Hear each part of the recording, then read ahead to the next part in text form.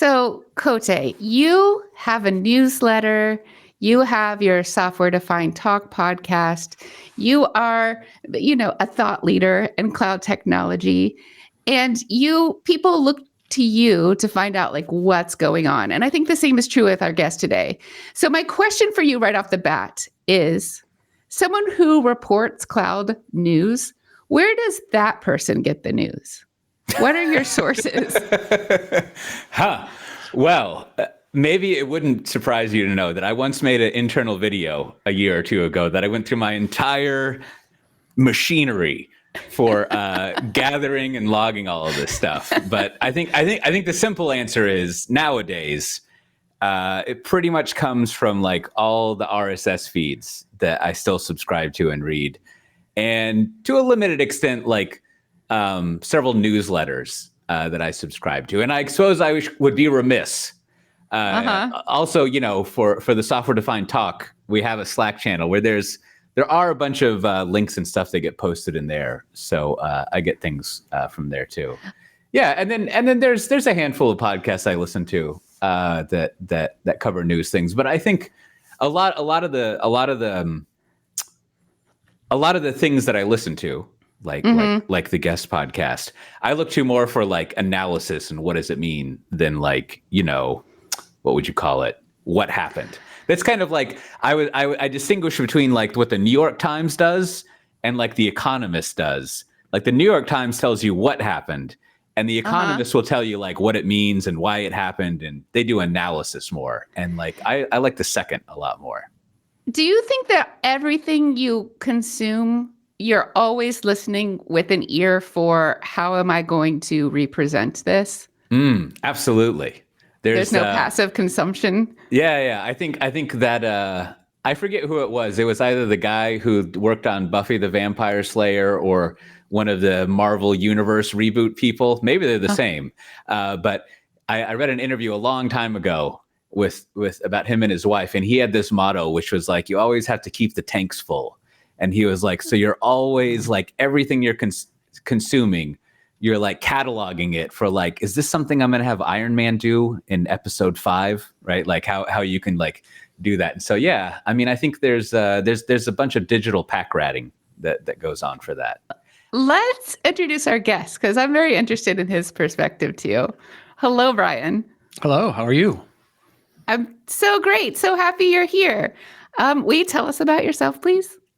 Sure. My name's Brian Gracley. I guess in the context of this today, I host the Cloudcast podcast. I've been doing that for quite a while. And then my day job is I run portfolio strategy at Red Hat. So I'm involved in the world that you guys live in of cloud native and open source and all that kind of stuff. I have no idea what running portfolio strategy means, and I would like to ask about that. But first, I want to hear your take on how, as someone who reports the news, how you yourself get the news. Yeah, it is kind of a weird thing if you think about it. Like, it's one of those things where you don't think about it, and then if somebody asks you the question, you think about it, and you're like, I'm a full grown adult. And I spend just an inordinate amount of time like reading other people's stuff, scrolling through feeds, kind of trying to determine what's real, where am I being lied to. But I think it's pretty similar to Coté's in that I have, I don't know, a dozen or so sources, which I think are mostly sort of aggregations and feeds and stuff. And then, a half dozen, kind of people or known things that, probably do all sorts of reporting and stuff. And like Mike, like Coté said, like I feel like I do a lot more kind of analyzing of it or just trying to figure out like, okay, this thing happened. Like, does that matter? Does it not matter? Is somebody going to win? Is somebody going to lose? Is somebody going to make money or not make money? But it's, I don't know that I feel like I have a real structure for it. I feel like it's a lot of just drinking from the fire hose every day. And then sometimes you figure out, well, the fire hose doesn't hit you right in the face. You can kind of, navigate around it and see what's going on. Yeah. I was thinking a few days ago as I was reading through my RSS stuff, like I guess, especially after a long break, I was like, I've got 400 unread things in this one folder of RSS. And it seems intimidating, but then I realized like I kind of just like let the fire hose blast into my face for like 30 minutes and it was fine. But there's, just like you're saying, like, I guess maybe that's one of the like skills you have to have is there's really not a way to automate filtering all this stuff. You just have to like figure out a system to like build up, like, here's like 100 things that I don't need to pay attention to out of all this stuff, which is, I don't know. I don't know what to do about that. Is it fun? Do you have fun? I think there's a certain amount of like curiosity more than anything. Yeah. I mean, because I'm kind of one of those people who, and this is, you probably unfortunately get this way a little bit as you get older. Like at some point, the technology is really fun because it seems like there's lots of new stuff and there's, you're meeting interesting people and you're like, wow, how did they figure out that thing? And then at some point the curiosity, becomes, the job is the job, is right. It's like your parents say, like, they don't call it work for, they call it work for a reason. It's work. I mean, I think you have to find some fun in it. You have to figure out some way to be like, okay, there's going to be 17 announcements of basically the same thing. Like, I could just not care about any of them, or you could be like, okay, I gotta figure out why this is potentially important to somebody. I got to figure out why somebody thought it was a good idea to do in the first place. And so I think you find the fun in, kind of more the process than what the end result of it is. But at some point you're like, I'm going to spend X number of hours this week doing that because A, it's part of my job, but B, people seem to find really quickly in this industry, if you stop sort of staying up to date with what's going on, no matter what it is, writing code or keeping up with information, like I don't know if it really happens or not. I don't know how you'd ever measure it, but like you do feel really quickly like, okay, I don't know what's going on. Like I have no idea what's going on. And you get this a little bit like you're coming out of break. You haven't paid attention to anything in 3 weeks or whatever. But yeah, I sort of stopped thinking about it as fun quite a while ago when you start having kids and you've got real responsibility, but you got to find a little bit of fun in it somewhere. Otherwise it'll drive you crazy. I think it's fun. And then we make something around it, something like a podcast or a streaming show. And then it becomes an obligation. And then you've done this so much longer than me. I imagine there's a point where you start to see pattern repetition. Like, okay, we've done the abstraction, we've done the automation. Now it's time for the process change. And this again, like, it is with another name, another bow on it. Yeah. Yeah, I have this thing I call Gracley's theorem, which is, total garbage. It's not anything real or scientific, but it's basically there are no new ideas in technology. There's just there's faster processors and there's more bandwidth. And so you find yourself, if you've done this long enough, that like you'll be like, oh, this new thing has come along and they're promising that it has all these silver bullets, and you go, that's just this thing from 10 years ago, but now there's faster processors, or there's a better business model, or there's more bandwidth. So yeah, there is a lot of repetition in this stuff. So what is the, I have to admit, I think one of the last times just you and I talked, Brian, I asked the question, like, so what is it you do exactly for a job? I know. I Leading portfolio strategy. Is that what you said earlier? Yeah. So I guess I'll put it. I'll try and put it in context because I'm 100% not sure what I do on any given day. So my job for the most part, and this is one of those moments where you realize that like you're like there's a lot of in between jobs that people do because I don't know. Like let me rephrase this. The guy in Office Space where they come in and they go, what do you do? And he says, well, I take the thing from the customers and I give them to the engineers. Mm-hmm. And they keep asking him like, well, that's not really a job, right? And he's like, no, I do I think that's sort of the Michael Bolton. Yeah. The guy who ends up having the jump to conclusions, Matt, he wins. Okay. So a lot of my background, a lot of my actual career has been on the product side of things. So I've been product manager and technical marketing. And so I've helped the company sort of build products and so forth, or, bring them to market. And over the last, 7 or 8 years, a lot of it has been, we're working on, so if you think about like the cloud native landscape, for example, like every 2 or 3 months, there's something that comes out that's completely brand new. And you're like, oh, what is service mesh? I'd never heard of that before. What is platform engineering, or what is, whatever it might be. Right. And I tended to, people would just tend to go, can you go figure out what that thing is enough to explain to people that don't live with this stuff all the time? And so it became this, it sort of evolved into this job that was, we're going to put you we're going to kind of stick you in between engineers who are building stuff, who can't really explain this any more than they can, write code to it, but they can explain it, but in super techie terms. And we've got potential customers or analysts or, press or whoever it might be, who are like, what does that thing do? And why do I need that thing? And so I tend to these days just sort of bounce from whatever new thing is coming out and try and help it make sense to people. And I know that doesn't sound like a real job. And a lot of times I ask myself, like, is that a real job? But that's that if I lumped it into that category, that's sort of what I've done for the last, and to a certain extent, like that's kind of what our podcast has done. It's been like, we're going to kind of try and find people to help you understand like what any of this, newest, latest technology means. And like, I was actually thinking the opposite of, is that a real job? My thought was more like, oh, that position makes a lot of sense to me, and I'm surprised it's not more normalized. And I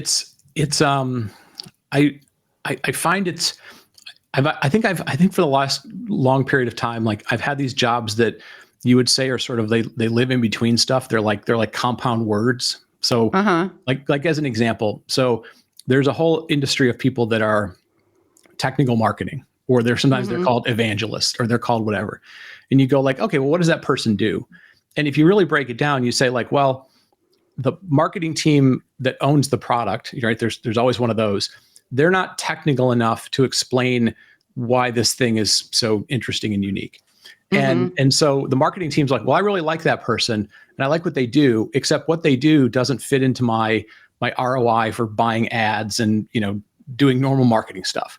And then the engineering team goes, well, we really wish we had somebody in marketing who could explain what our stuff does, but the marketing people break everything down into 25, words, and they have to make an ad out of it, and they dumb it down, and it becomes, and they're like, we wish we had that kind of person. And then, like back in the day, it would be like, well, but I need to make some stuff in a lab, and I need to, test stuff out and build you a demo and whatever. And then engineering would be like, well, I don't want to pay for that though. And so they become these jobs that you find that are like in between groups that they would like them to have, but they don't really want to pay for them. And so, you get these sort of jobs that the people are sort of in demand, but it's a weird situation of like, we would like that function, but I don't want to pay for it. I would love it if somebody else would pay for it, or I wish somebody else would do it. And for whatever reason, I've worked for a couple of companies who are like, yeah, we'll pay you to do it. And I don't really care where you end up, like which group you work in or where in the org chart you work. So, I think I probably have one of those jobs where on any given day, if my manager changes, it probably goes away because they're like, I don't want to pay for that myself. It's a tax I don't want to deal with. I was just listening to your podcast when I think maybe you were saying, don't get too far away from where the money is. Yeah. So that's funny that you say that. Well, yeah. And I mean, to put that into context, and this is always, again, like it is a weird thing to explain to people. I mean, like I'm on an airplane, or at least I have been over the last 8 or 9 years. Like I'm on an airplane 100 days a year, 150 days a year, like 200. Like I'll probably go see 200 plus customers in a year. So that's my kind of way of being like, I'm going to be very close to the people that'll buy our product, or they're going to tell us what they want to build. But I don't, at the same time, like I don't carry a quota. So that's always kind of weird for people to be like, but are you in sales? Because you talk to our customers all the time. And I'm like, well, no, but I translate for you guys. And they're like, okay, fine. I don't know who pays for your flights, but yeah, well, I can totally see there's a hot new thing in tech, whatever that new thing is. Yeah. And customers need to be pacified, either that I don't need the thing, or that whatever I already have is doing the thing, or the thing I already have, the red hat I already have, will incorporate or now does incorporate the thing. But when there is a thing, they just need to know that they've addressed the thing. And I think That's what you're helping with. That's kind of it. I mean, it is, there is a little bit of like, if you really boil it down, is somebody says like, there's a lot of noise about this new thing. Do I even need that? Or why would I need that? And I guess I have a little bit of a niche of being like, I can explain it to you. And when you ask me questions, I'm not just going to be like, buy my product. That type of thing. Do you think this role, I mean, and I don't know, as thing filled, so to speak, as our explanation here has been, I think it's pretty accurate. But do you think this role exists primarily at larger companies?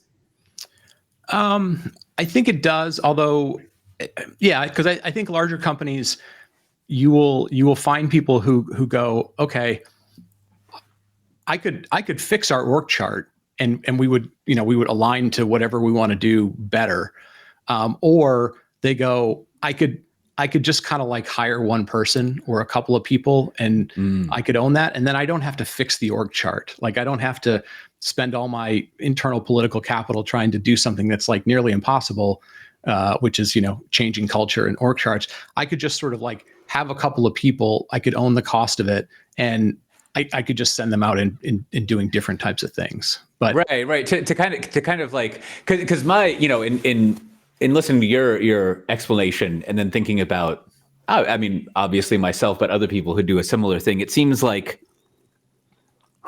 it's kind of like when you hear stories of technology, it's always like this one or two technical product person who's doing this kind of work, who like knows what's interesting and learns the information and knows how this works and then applies it. Yeah. But I feel like in reality, that's hardly ever the case. Right? Well, that there's in a large organization, right, in the same way that the marketing people know how to reduce your value proposition to 5, 15, and 25 words, that like makes people give you money, right? Basically, like, and an engineer knows how to program something. Like that's kind of what they know to do. Like there's this division of responsibilities, and so there's this missing function of like, this is not an accurate way of putting it, but to like know what we're doing, that you often need to fill somehow. Well, and I think what happens is, I think the other kind of, because so like if somebody was like trying to make a comparison, for example, like to a certain extent, both of you do a kind of similar job, right? Like your job is to be out there amongst the people talking about things, trying to simplify stuff, trying to help them understand what they do. And on a certain extent, there's like the extreme of it. So in your world, like Josh Long to me is like, he's fantastic at what he does. But I bet if you went and talked to Josh, he would be like, I travel all over the world. Like this job, like it never ends. But at the same time, he's probably like, I don't really want a management job. I love being kind of out of the forefront, and I love, interacting with people and teaching and so forth. And so I think you find people sometimes who have some background that's somewhat technical, somewhat, I'll just call it communications. I don't want to call it marketing because that gives people the heebie-jeebies. But like, and they're okay with that. And at the same time, in a lot of cases, they're like, I don't want to go down a management track just because that's not a skill I want to have, or it's not something I want to do.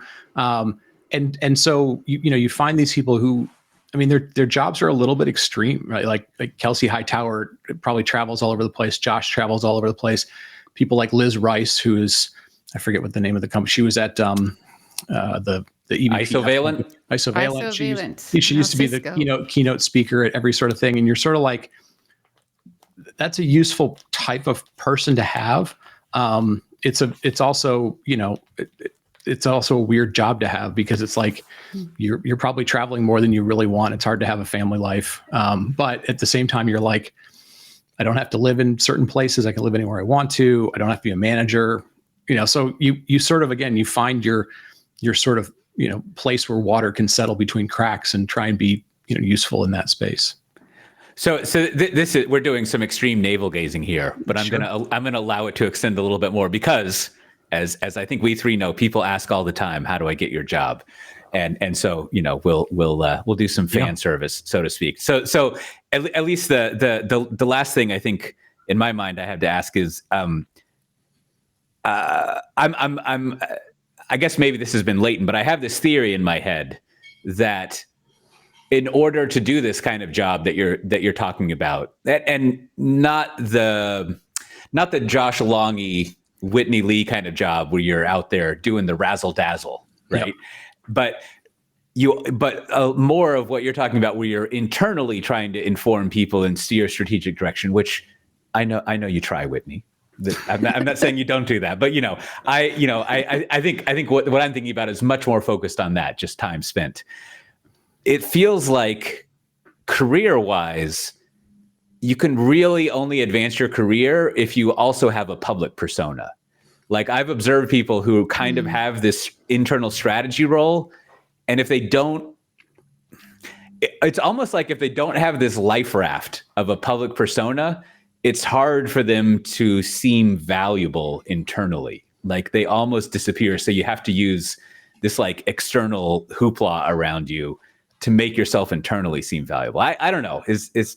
Yeah, no, I think that's experience that. I think that's true. I think if you're just doing like internal strategy, I mean, I'm sure there are people at really big companies who there's strategy that's figuring out like, hey, we have 7 different divisions and how do we, allocate budget and all that stuff. I mean, those end up sort of just being like assistant to the general manager or assistant to the CEO or something like that.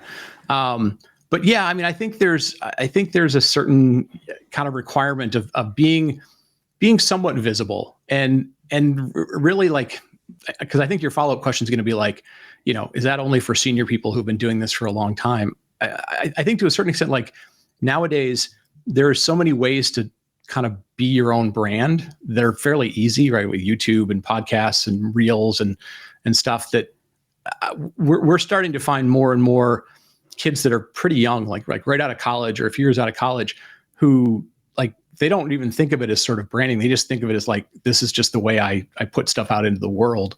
And I think as long as you're willing to sort of find the fine line between being like, I get paid by this company and therefore they would like me to speak positively about what we do, or, kind of influence you to sort of live in our world.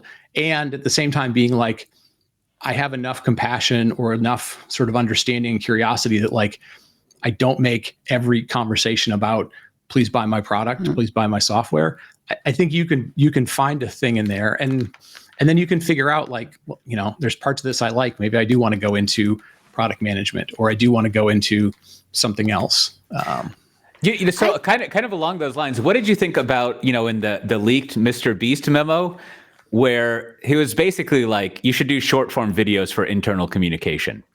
At first I thought that was crazy. Will you please give me context? Oh, sure. Like, Mr. Beast, who is a huge YouTube person. You probably, chances are you've seen thumbnails where there's this like totally nice looking white guy with a goatee, and he's always got kind of a goofy smile. And he's got, remember when he's almost got like the, that Instagram filter that like makes your face look all smooth, but he's only got it on 10% instead of 110%. Okay. And he's always like, his teeth are very white. He's always giving away stuff and like doesn't sound like a beast at all. Yeah, grinding Ferraris. He's kind of like, if you were to imagine what was the Jackass people, except they're nice and they don't hurt themselves.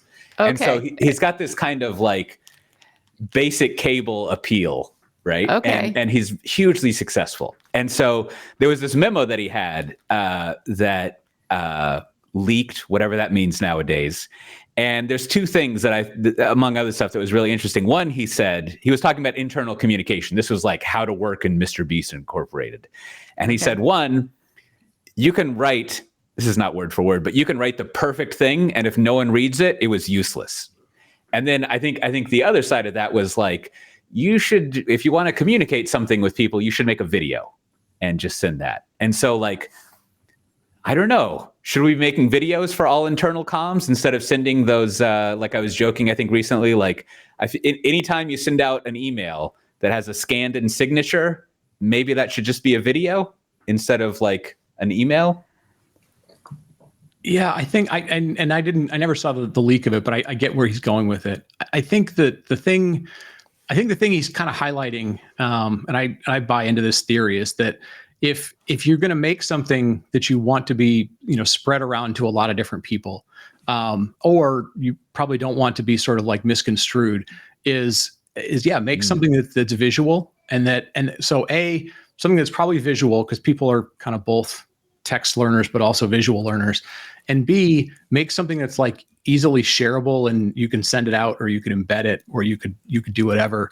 I think it makes sense. I think it is one of those things that's a little bit, given that he makes videos for a living and probably has great studio at a moment's notice, like he thinks of it as like, oh, that's nothing. You just jump in front of it and do it. You would have most executives freaking out about stuff like this. They would have their admin be like, I need to redo my office, and I need to, fly off to Turkey to get hair plugs, and I got to do all kinds of crazy stuff. Like that sort of narcissism would sneak in.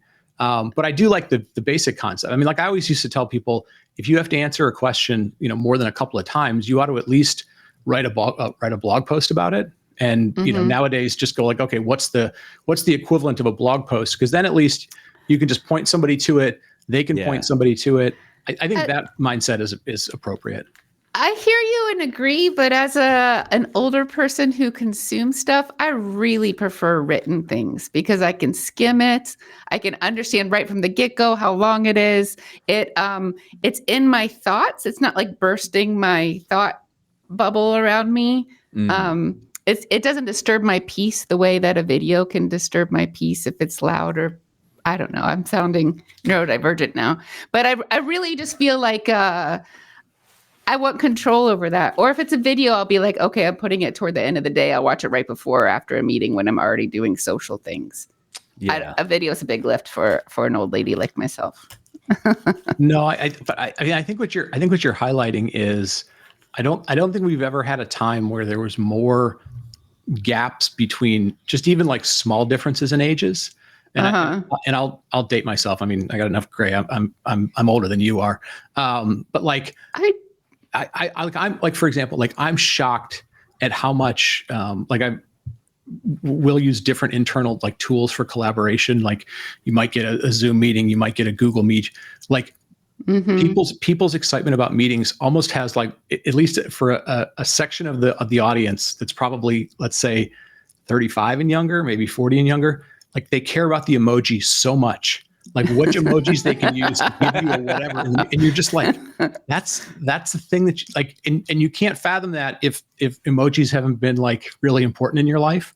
But I've been thinking about it in terms of like, I'm watching all the new stuff that comes out for the iPhone. And I realize like, they will never again make a feature that matters for me, but everything is about like, how do I get a 16-year-old kid interested and hooked on the iPhone? And it's like, it's emojis, it's this, it's that. And I think that's going to be an interesting thing is like, you work for however many years, 35, 40 years or 30 years or whatever it is, like understanding that like that cross section doesn't want anything to do with the other cross sections is complicated, but I think it's a reality we face these days. Well, that's interesting because I've been thinking about and talking with my son about, who's 25, about how products these days are no longer designed to be the best products they can possibly be. Instead, they're designed to hold attention as long as possible. Yeah. Which may even, what do you think about that? I mean, I think that's the economy that we sort of, I mean, that's the reality we have, that when you don't pay for most products, right? Like the payment is your attention. Yeah, because the payment is ads ultimately, right? Like that's how they're really making their money, or maybe you're paying a subscription to it. But yeah, that's the other hard part between like the enterprise where we sort of live, where you're like, well, I'm not looking for free products necessarily. I'm looking for something that solves some banking problem or whatever. But we have this crossover where people are like, I love how the consumer products work. I wish they would come into my work day, and the day-to-day stuff in that world is like, it's ads and attention and all that sort of stuff. So yeah, it is a weird crossover.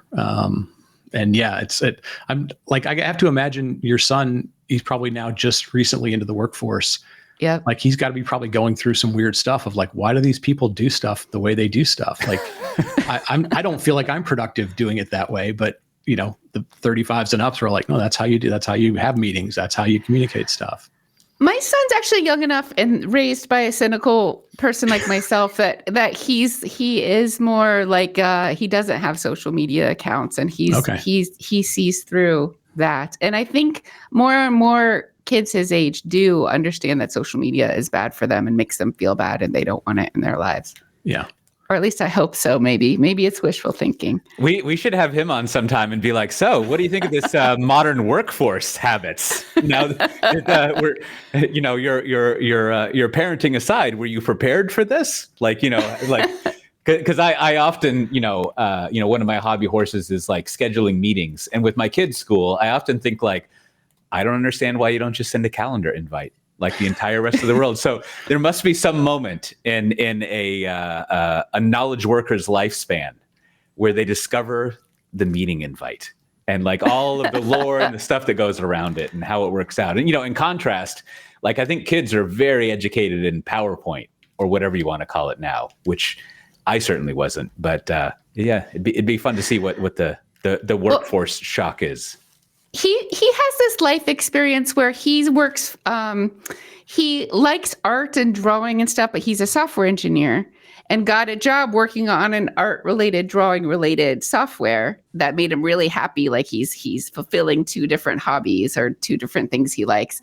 And then now with AI in the mix, instead of feeling like he's supporting artists with what he's making, he now feels like he's replacing artists with what he's making. And so in his very short, like 5-year career, he feels really bad about what he's making in his, I guess that AI, we went a while without talking about AI. It opens up a can of worms in terms of, I guess, worker replacements, artist or otherwise. Yeah. Yeah, it's so I always go through this sort of mental exercise. So my grandparents came here, they were sort of first generation, but they were farmers, right? So they, very on the land. My dad did farming for a while, but he was like, I don't want to be a farmer. So he went and became an accountant. So he was sort of the, first generation of like, I'm not working with my hands, I'm working with my brain. Really swung to the other side of the fence there. Went to the other side of the fence, exactly. And then I work in, essentially sort of, call it knowledge work or whatever, technology. And I'm like, okay, so in 3 generations, we got completely away from this thing that had been here for 100 plus years, compress that down to say 50 years. And I'm like, what are my kids going to do? And to your point, like with the AI stuff, you're like, all these stupid projections of like, well, within 2 years, like all those jobs or any job is just, and you're like, what are they going to do for 60 years? What are they going to do for 50 years? Which, as a parent, I guess they'll figure out. But at the same time, I'm like, God, that's a weird future to be looking, out towards and so forth. I think about the movie WALL-E all the time, where all the people are on scooters with their big gulps and they like their whole life is a screen in front of them in leisure. Yeah. Yeah. The climax of the movie is the guy walks. Yeah. It took me a long time to watch that movie because it seemed cheesy, but it's not so bad. It's pretty good stuff. Well, on a somewhat related topic, I'm gonna have to stop myself from answering my own question before I even ask it. But give me your take on what happened with PaaS. Like, I mean, it seems like I said, I'm gonna have to chop off myself here, but it seems like we had it figured out, maybe. Yep. You'll have to help me with the dates. In 2012, maybe 20. We like it wasn't figured out, but we were like, we got it. Now we got to go do it. And then I think right now we haven't even rebuilt PaaSes. Like we've figured out in the past. I'll be charitable and say 2 years that the P in IDP is platform instead of portal. Right. Yep. And that's kind of where we are. So like you wrote, you had, I tried to go find it, but you had, one of the best explanations back then of what PaaS was. You had the structured and unstructured platform back when you were at Wikibon with the 2 diagrams, which is good stuff. But like, what happened? Well, I'll give you an answer you probably aren't going to like. So I think what happened was, so you're right. So if we put this in finite things. So Pivotal came out and they said, we're going to build a PaaS and we're going to make things easier for developers. And to be perfectly honest, like if the Pivotal team had just stuck with were just building modern Java, right? Sort of the sweet spot of what Pivotal had done. I think there would be a whole category of things that are just like, here's all these customers that use Pivotal Cloud Foundry for all kinds of Java stuff. And if Java had been, the most popular programming language, it would have taken off. And the problem ultimately became, you guys wanted to make a lot of money, and you did what every company does, which is like, I need to expand my market. And you started telling people it could be used for everything. And the reality was, like, by definition of PaaS, not by definition of Pivotal, like it is constrained by definition, right? It shouldn't give you every option under the sun. And you went to people and said, sure, you want to do .NET, you want to do, all these other sort of things. And they started going, oh, well, sure. But that means that I now get to bring all my baggage to the conversation, stateful applications, and I get to bring all these other ways of doing security that I have mucking up my IT organization, or I might want to do stuff in the public cloud. And so what ended up happening was PaaS had a choice. It could either be really narrow, which would have been great at solving problems, but not made as much money, or it says, hey, I can kind of do everything. And once it said I can kind of do everything, that's where the Kubernetes people of the world came along and said, I can build you something that's not as good for developers, but can do everything. And I think people sort of said, well, if it can do everything, I'll bet on that, and then I'll figure out what I want to do with it. And do you think someone like Google, who kind of like, I mean, Google and Azure and other people, they had PaaSes. Like, I forget what Azure's was called, but Google had like App Engine, and like, right. It seems like, or at least in that documentary, like Kubernetes is a response to App Engine not working out. Right. And like, do you think maybe the other people doing PaaS stuff just like decided it was not a good business, and so they went some other way? Or like, how about the other people beyond like the Cloud Foundry Pivotal situation? So I think everybody who did PaaS eventually figured out, like, they figured out that same question of like, I could be, so like the original Heroku one was for Ruby, right? I think it was like one language, and it was really good at that. And then Pivotal came along. Cloud Foundry was really good at Java, and then you've had others, but I think that's where this has less to do with PaaS and has more to do with like commercialization of something, and people said, I want to. If you think about the most successful quote unquote platforms, they try and do a little bit of everything, right? Like Facebook, like it started off just being, hey, find your friends. And it was like news feeds, and it was like apps, and they eventually had to, iPhone's the same way. It started off, it could do certain things, and now it does a million things. I think it boils down to like, if you're, the challenge of PaaS ultimately is, if the goal is I want to make it really simple for developers, the flip side of that equation is like, then where do the problems go, right? They go on to the platform having to solve them. And then if you say, well, but I'm going to have 10 different ways the developers can interact with it, now you just opened up a whole bunch of doors for things. So I think it's ultimately like PaaS has never been a bad thing. PaaS just was very difficult to fit into a centralized organization that was going to do shared services, i.e. like central IT, because they were like, well, I should be able to let my Python developers and my Java developers and my people that want to do stuff with AI all have the same experience. And then you're normalizing something that doesn't look like the Java experience, or you're normalizing something that doesn't look like the Python experience. So I don't think it's anybody's fault per se. It's just trying to make a successful business, and that was a little bit at conflict with what the technology did. I think you're hitting on, like, capitalism in general has to always be growing. Yeah. So you're never really going to have a pivotal that's like, oh, we do something well and we did it. We're just going to keep doing that thing well. Like the very nature of capitalism is we have to always keep growing.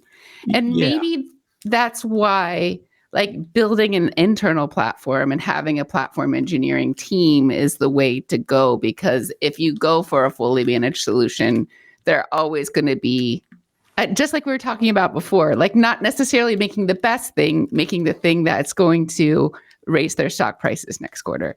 Yeah. Well, and it's a little bit like and part of it is, and this is the hard part for developers is, so let's use a different analogy. So if you were to go to McDonald's and you actually went in the McDonald's, for example, McDonald's years ago used to let you get whatever you wanted to. I want a cheeseburger and I want pickles, but not this. And they realized like the ordering process took forever. Like people would stand in line and people would get frustrated. So they made everything numbers, right? I want a number one, it's this specific thing. And if you stopped there and said, well, McDonald's has figured out the sort of PaaS of food problem, they're going to grow exponentially, you'd be okay. Then you'd go, but people don't all like to order the same thing. Like naturally, inherently, they want it customized. But when you saw everybody around you going fast, and maybe you're with kids and the kids are kind of fussy or whatever, you were like, I'm just going to order number one, whatever comes with number one, I'm fine with that. And developers have there was no like, what's the right word? Like, peer pressure around them to be like, no, Tommy, you don't need that version of Java in your thing. You're going to use the corporate one. And that's basically what Google told them. Like, I mean, you can listen to Google all day long, but Google goes, look, we have one code base, we have one pipeline, and you need to build the next Gmail on top of that. Like, we don't give you that much flexibility. And maybe that's like the ultimate, the lie that the CNCF never told you is we have all this project that came out of Google, but oh, by the way, Google doesn't give their internal developers that much flexibility, but we're going to give you as much as you want. We'll give you as much rope as you want to hang yourself with. And that's kind of where we ended up, is if you give IT the ability to have flexibility, man, they're going to want all of it because they just never know who's going to want to do anything with it. Yeah, it seems like I can't think of how to relate this to McDonald's. I mean, my tip in fast food burgers is always ask for extra pickles. I don't know what it is, but if you like pickles, they're much better. But it seems like, in contrast to only having a PaaS, if you look at a lot of other companies, they have a PaaS, but they have everything else too, which is difficult to achieve. It's a huge strategic moat to have the resources to be able to do everything like the public cloud companies do. And I think, as IBM Red Hat can do as well, since for different reasons, I think, than the public cloud companies. But it's almost like, to make another analogy, like I think at Home Depot, you can buy nails and wood, or you can go buy a cabinet. And like having the ability to sell all of that stuff is probably, I don't know. It seems like the better path strategically than just having the one thing, because as both of you are saying, I think Whitney identified what would you call it? There's like this external business driver that screws up the technical elegance. The external business driver being, we've got to grow and make more money. Whereas the technical elegance would be like, we do the one thing really well, right? Like, and we can narrow that scope and just really do it. But you can't do that as a single product organization. It feels like. Yeah, I mean, if for example, and this is always an interesting thing I see happen with sort of the leading edge technology, and Cloud Foundry used to do it somewhat, and we did it. I've done it at different companies where you go like the early adopters of our technology all got promoted into big jobs, right? And you're like, oh, well, that's really cool. Like, that's powerful technology. But then what happens is that person that got promoted into the big job, if they don't sort of become the de facto in the company and happen to make the most money for the company, then all of a sudden it's like, no, you've got the big job, but that also means you've got the big responsibility. And it's very likely that way that you did stuff isn't going to, you're having to change culture to all these different groups. So, it's a little bit like, I'm sure, like this is like, I'll give you an example. Like, this to me is going to be really interesting to watch with Amazon. So with Amazon Web Services, the guy who's the new CEO, was the original product manager at Amazon, and he was the compute product manager. And if you were like, okay, that makes the most money at Amazon, and he's been living with this culture. So it'll be interesting to see if, like, now that he's in charge, as opposed to just running compute, do all the other groups start to look like compute? Or does he now have to be like, okay, my mind is blown because I didn't have to deal with 200 services before, right? Like, he's the epitome of like, can you make kind of, organizational PaaS work in an organization that now has 200 or so different requirements for stuff? Like, do they all look the same? And I mean, that's the that's the beauty and the curse of PaaS, by itself. It's not so much the technology itself, it's the context that it has to live in. Well, so another thing, you've been, what's the term we use? Not yo-yoing, but back and forth between several large companies and little startups. Yep. What word do we use for that? When Boomerang? Yeah, there you go. Well, then you come back, but at least it's horizontal movement, right, not vertical. Yes. and so, like, when you make that transition, like, what do you learn each time, like, going in both directions? Yeah. Not the same thing that you learn, although that would be revealing as well. If it's like, God damn it, I learned the same lesson over again. But there's some of that. I think if I had to guess, if I did a survey of a lot of people, I think probably 2/3 of the people leave because they're frustrated with something and they think the grass is going to be greener somewhere else. And then, for maybe 1/3 of the people, it's like, oh, no, I'm either moving up to something bigger, or like I'm smarter than the average bear, and I figured out like that's where the world's going, and so I want to be on that thing. In my case, I've gone a couple of places. In some cases, it was like I'm bored. And I'll give you. I mean, like the reason I left Red Hat, and I've told people this, like I had done the same thing for 6 or 7 years, and I found myself sometimes in meetings, like I would be talking to somebody just like I'm talking to you, and this happened a lot because it was in the pandemic, where words were coming out of my mouth, and they were just coming out, and like in my brain, I was thinking about something else, and like that was the moment that I noticed that I was like, I'm thinking about something else, but the right words are still coming out, and I was like, I'm not getting anything more out of this anymore.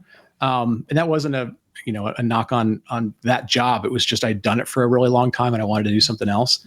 But I've had other times where it was like, no, I got fired at that other job and I need to go find something else. And it was, it was what it was. I mean, like the analyst job I did, I got fired from the previous job because I built something. Another manager came in and took the project over from me. I sort of told them where to stick it. And then they were like, all right, you're gone. And I was like, all right, I got to go work somewhere else. And the folks in the analyst world were like, oh, technology, come work with us. And it was like, that wasn't my choice. I didn't really want to go there, but I needed to feed my kids and I needed to do stuff. So, I think there's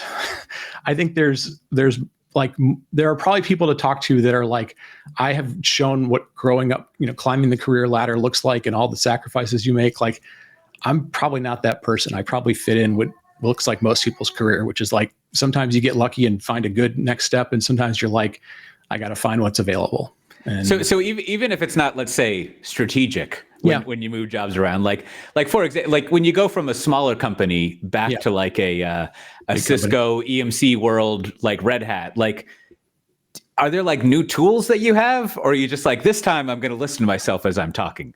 I think at least what I've seen. So like when you go to the smaller company, there's the weird thing you go through where it's like, you go from Goliath to David and you're like, okay, where's all those things that used to do all the stuff that I could then build upon? And you're like, oh no, I have to do those myself. So there's a sort of an overwhelmingness that you get, but at the same time, you're sort of like, I don't have any layers of bureaucracy. I can just do stuff. And if we don't like it, we'll just change it. You get the normal, sort of, it's a small company, you own it, you live, you build whatever you want to build. Right. When you go to I think the thing I find with the bigger company is like, you like the bureaucracies become even more apparent than you knew before. Cause you're like, oh, wow, this really takes a long time. But I do find that like, you can come back and sort of, this is a bad word, strategically, but you can sort of strategically go, I'm going to kind of throw a little bit of like startup thinking in here, small business, smaller business thinking in here, and get people to be like, oh yeah, we don't have to keep doing it exactly that way. And this is sort of coming from somebody who isn't just poking holes at, the fact that, oh, this takes a long time and so forth. So I don't know. I mean, I'm sure there are like big lessons to be learned, but the lessons are mostly, if you're going to go to the smaller companies, like you're facing gigantic David versus Goliath types of things. Like, it's very weird the first time you do it or the second time you do it, where you're like, I used to be able to walk into any business, let's say in New York City, and be like, here's who we are. would you like to know what we're doing that could help you? And they'd be like, sure, I know what your company is. I'm happy to. Whereas at the little companies, you're like, here's who we are. And they go, I don't know who you are. Right. So that, like, just even that little bit, you start to have this appreciation for,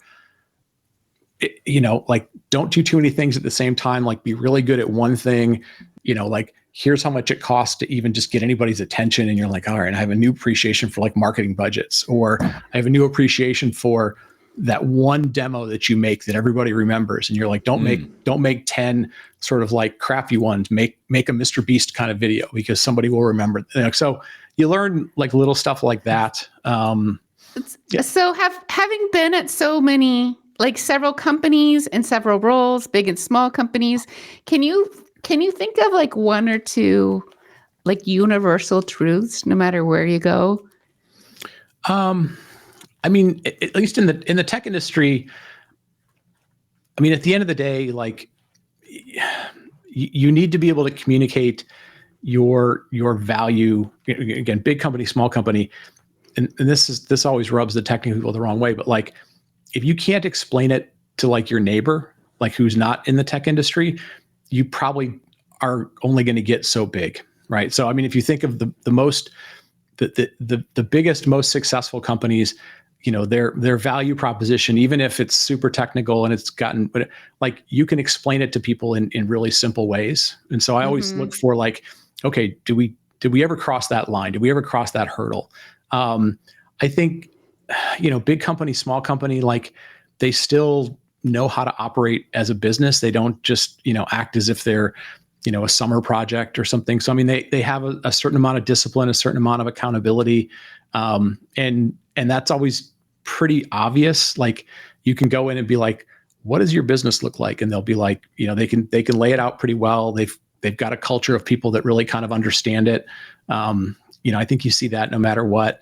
And I think the other thing that we get ourselves hung up with is the most successful companies aren't always the companies that are like, they're doing the sexiest technology. I think they've been really good at figuring out like, what problem do you have, and when would you pay to sort of, make that problem go away or be lessened. And again, it could be helping developers, it could be helping infrastructure people, it could be, just being like, hey, you don't have to worry about that thing anymore. That's a compliance and regulation. So, I mean, I don't know. I mean, I think this is the thing that people struggle with the most, is the most basic things that you would like learn in business school about like, what does a successful business look like?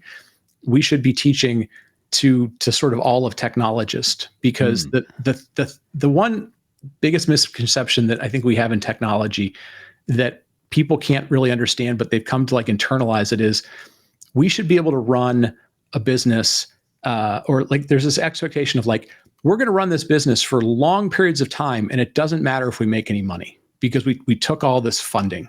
And it's like, okay, if that's the way you think this is going to work, and then like magically you're going to start getting people that give you money and it'll all sort of balance out in life.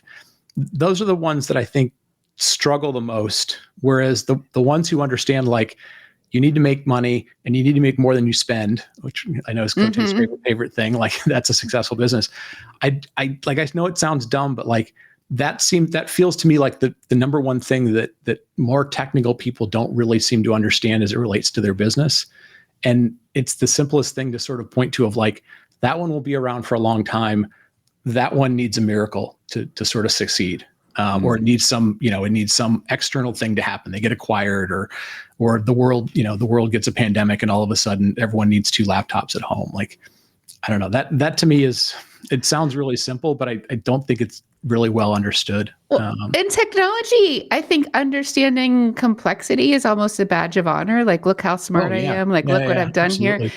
And that's actually like the opposite of what you're saying, where like the more simple and straightforward and the better we can tell a story, the better business outcome you're going to have. So you're fighting against the current, I think, a little bit with that. Yeah, I think, I mean, like, if you think about it this way, so there's a great graph there's a book, but if you just want to simplify, there's a book called Crossing the Chasm that people cite all the time. And if you Google Crossing the Chasm, you're going to get this to find a graph, and it just looks like a normal, bell distribution.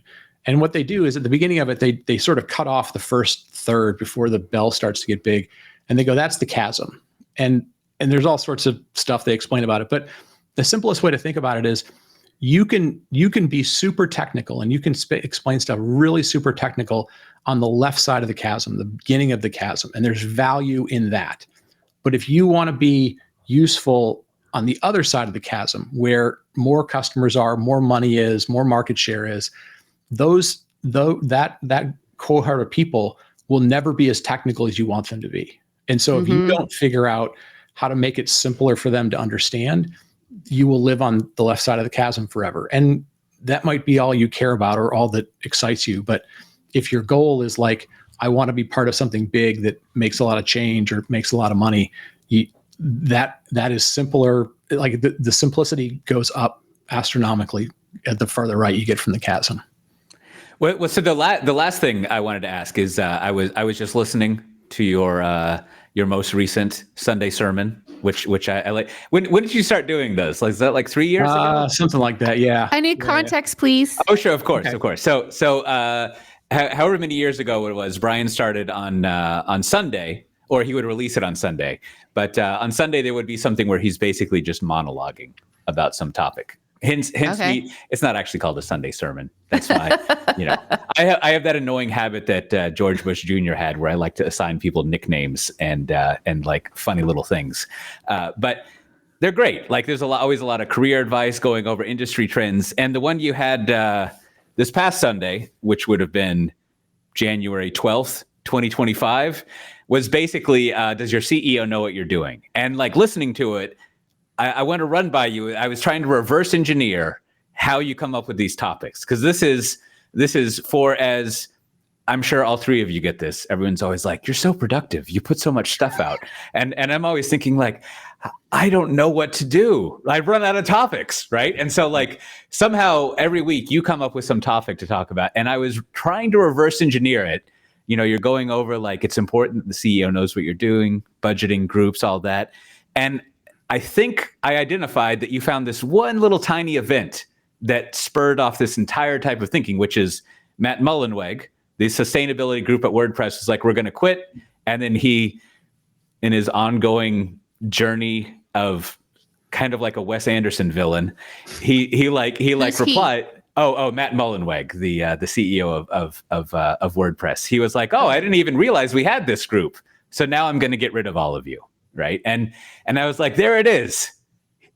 Brian is reading all this stuff and he sees one little thing and then he chases this rabbit into a monologue. But that's my fanciful way of asking the question. Like, so how do you keep the tanks full on doing this weekly, like 20-30 minute monologue? Like, what's the process for that?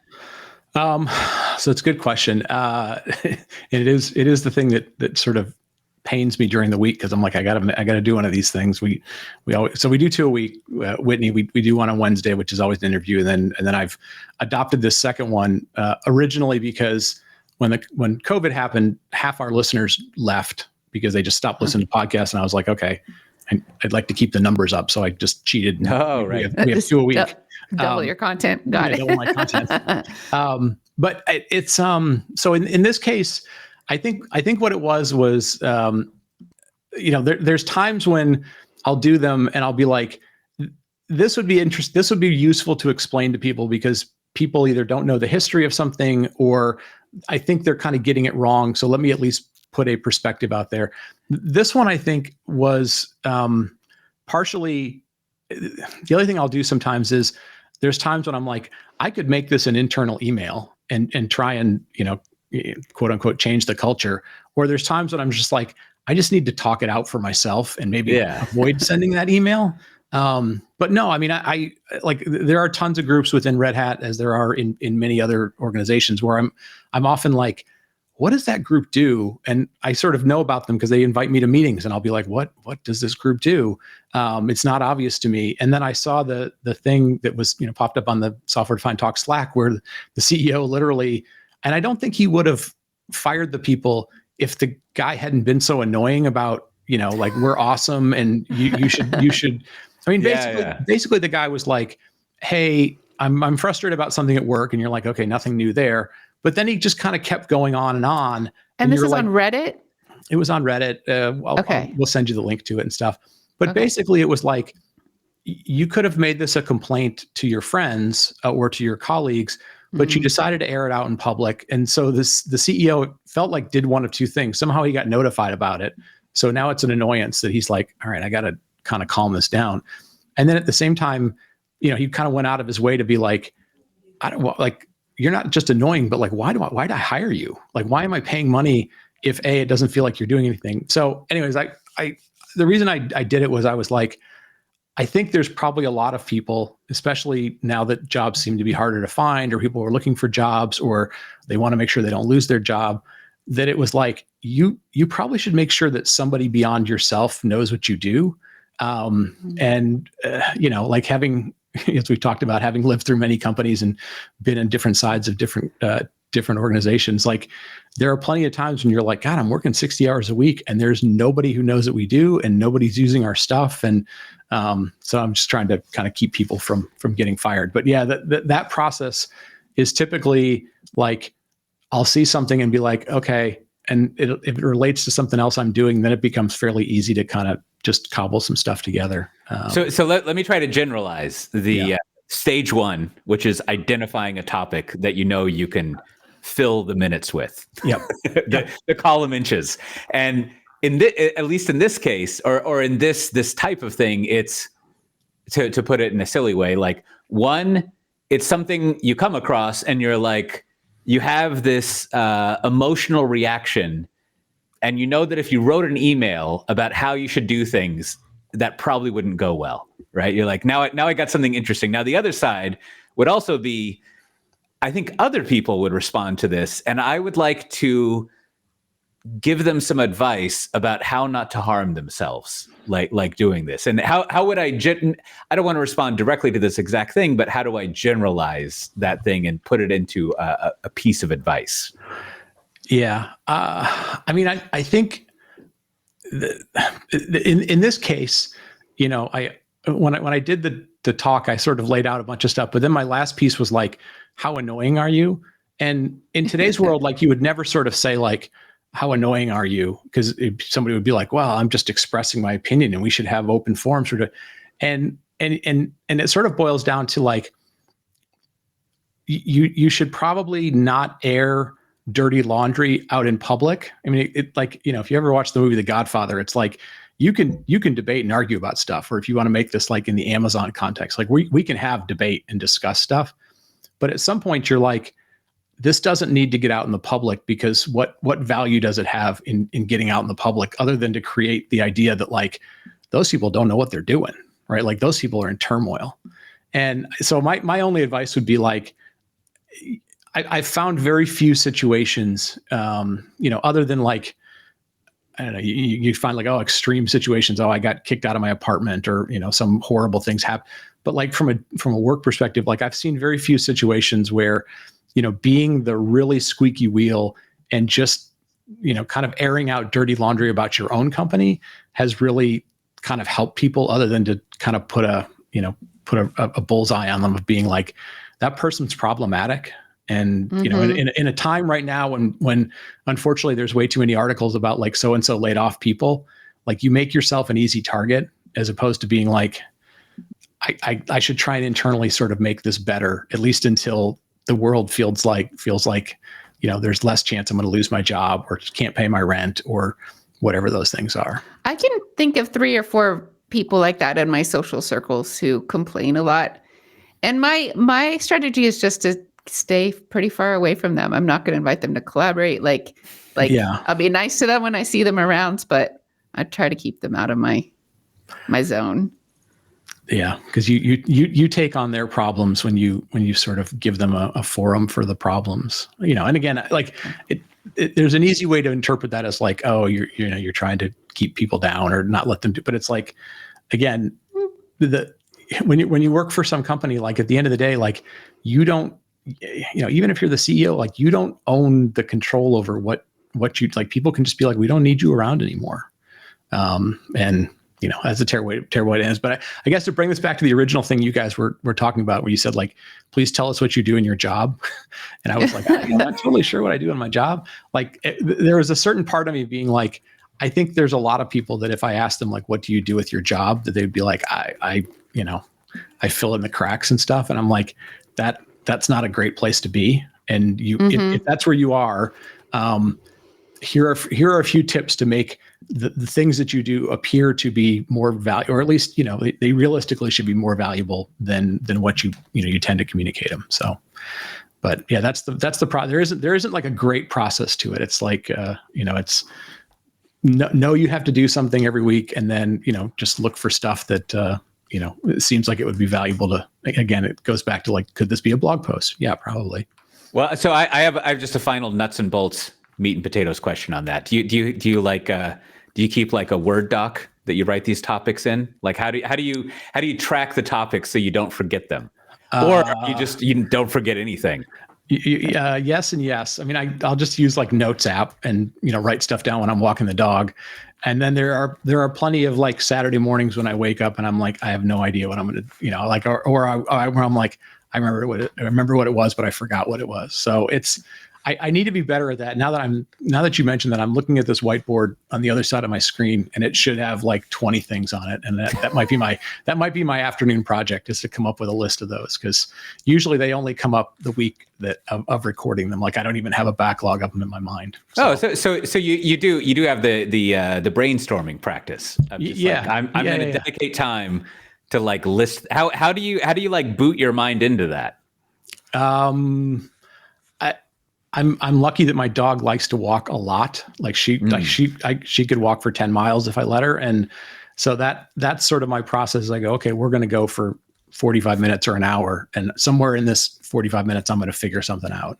A lot. That is, I mean, back to career stuff. I've been thinking recently, I don't think companies would be excited about the idea of you or I saying, I got to go walk the dog to figure this out. Like somehow that would seem like very like not appropriate. But the other side of that being that like it is well for maybe a sedentary person like myself, the idea that like physical activity could be like mentally stimulating is shocking. Though.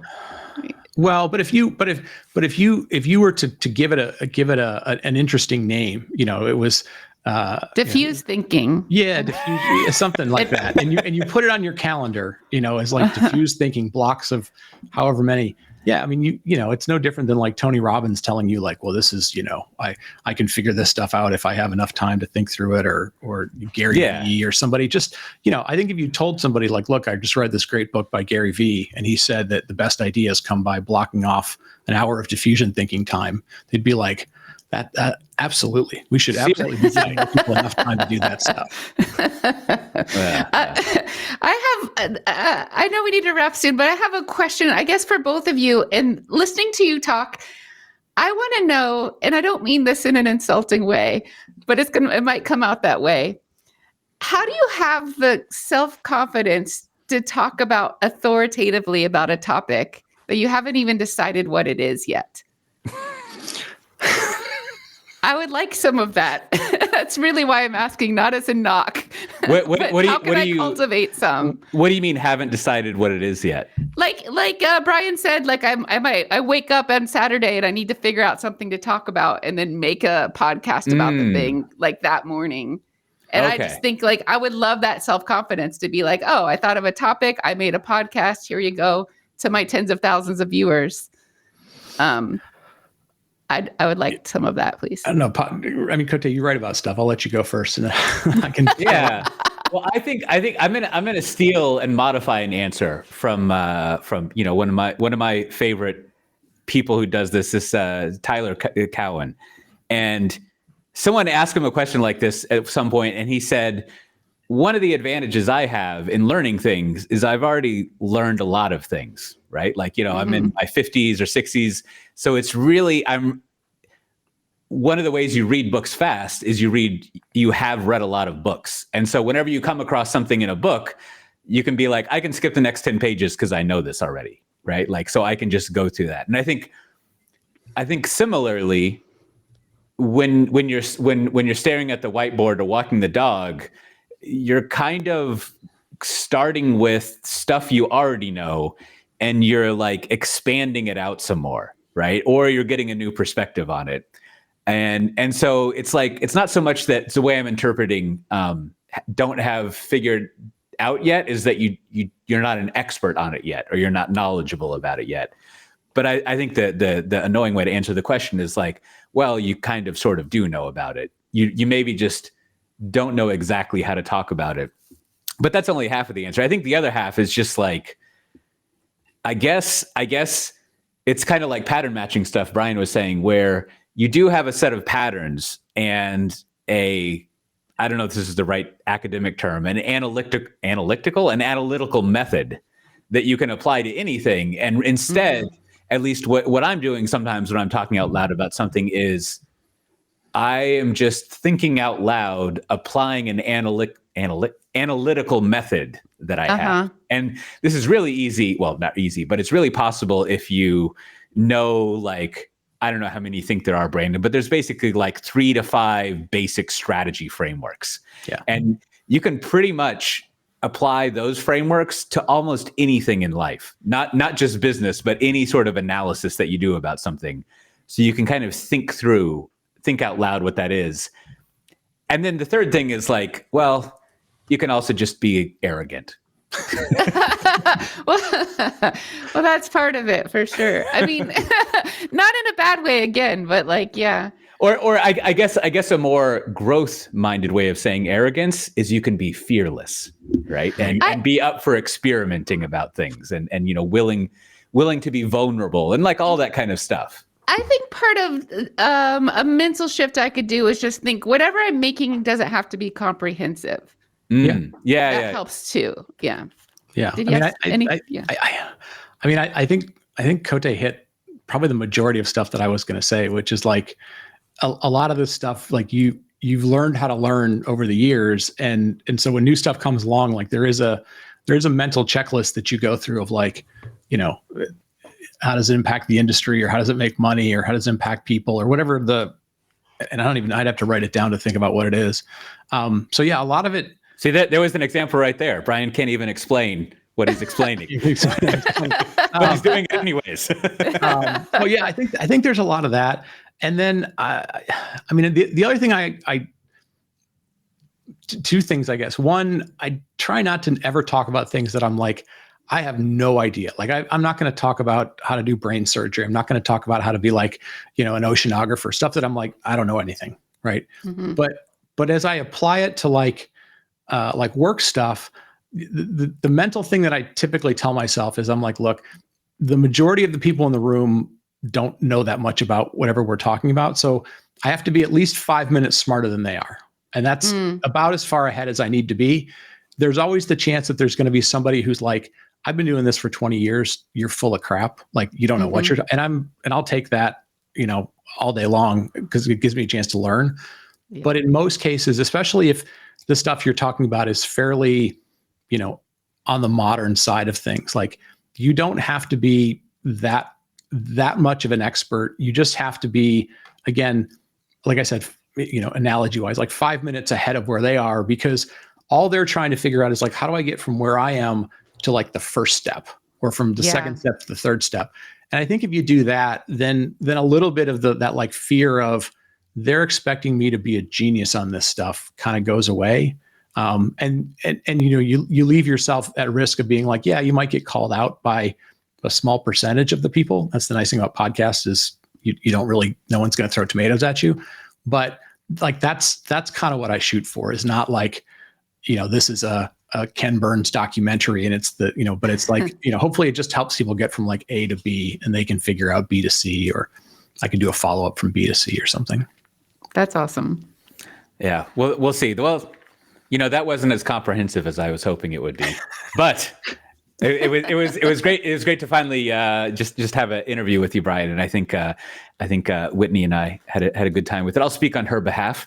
And so thanks for being on. Now, obviously, there's the Cloudcast, which you can just search Cloudcast, or If you want to go to a website, you can go to cloudcast.net. This is one of my personal pet peeves. I think I have a one of Coté's many theories or laws. The more professional your podcast is, the worse your website is going to be, or even exist. If you ever try to go look up, like, ours is horrible. I'm the first to admit it's the same thing we've used for 15 years. Your website is good in that, one, it exists. And then two, it has a separate web page for every single episode. But if you go to these like very professional podcasts, it's often hard just to even find the website that they would have. Anyways, that was a footnote of a footnote. But where else would you point people towards if they were interested in more?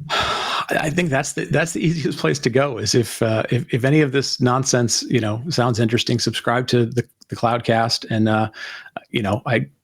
I'm on your guys' software defined talk Slack more than I probably should be, but that place is a fantastic resource for just a lot of people in the industry throwing things around and having discussions. So I'd throw that out as well. Well, great. Well, thanks again. And this has been Software Defined Interviews. This is episode 92. So speaking of websites, if you go to softwaredefinedinterviews.com/92, that's 9 followed by 2, you can find links to things we talked about. And I don't know, also just see a website. We every episode we have a bonus header picture that doesn't really show up. So you can actually go see what I select that time. I don't even remember what I selected last time. I got to go look, but it's a fun little thing that you can go see what the related header thing is. And with that, we'll see everyone next time. Bye-bye. Bye.